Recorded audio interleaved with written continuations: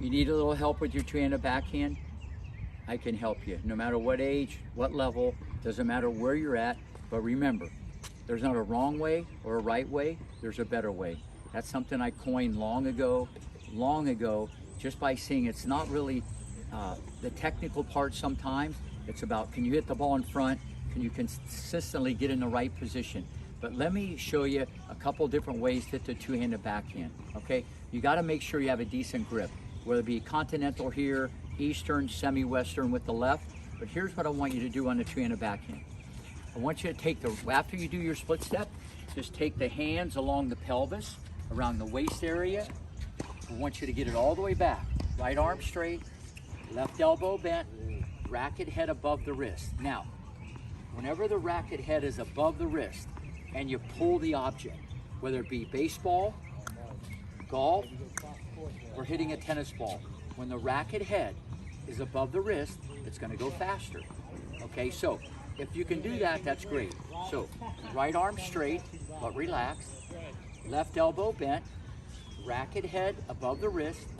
If there is a clock analogy, okay, let's say 12, 11, 10, 9, 8, 7, 6. Put the racket at 6:30. Now, the method I'm going to show you today, it's called the pull-push method. Djokovic uses this. Many of the players on the ATP do this type of stroke. They get it back as far as they can, but on the hitting side of the body. This is the hitting side. This is the non-hitting side. This is called the outside. That's called the inside. Right arm straight, left elbow bent. Now, even though I'm talking about muscle mechanics, I'm talking about the mechanics of your arms. Remember, the power starts from the ground up. The legs go up, the hip turns, the shoulder turns. The kinetic change starts from the ground up. In all sports, you use the ground. So never forget that. Even though I'm going to talk the mechanics of the arm, okay, the power starts from the legs. So right arm straight, left elbow bent, racket head above at 6:30. When the ball comes, you push on the ground pushes back. So the legs come up, the hip turns, the shoulder turns, but here's the key. You pull with the right and you push with the left. I'm pulling with my right and pushing with the left. Because the racket's to the outside, it's what we call the flip. Okay, the racket flips. It goes down, back, you extend through contact, and then the follow through. So the pull-push method, bang, bang. So what happens is this, the racket's shorter, but the racket's going faster. That's one way.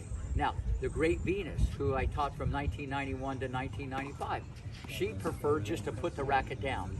I don't really recommend that, but at the end of the day, it worked for her. She just put the racket down. A lot of players will set the racket up. When the ball bounces, they do a bubble loop. That would work also. But because the game has changed so much, even in the last 5 years, the balls are 20 miles faster.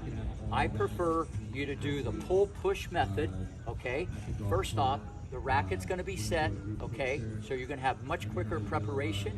There's not all this extra stuff going on.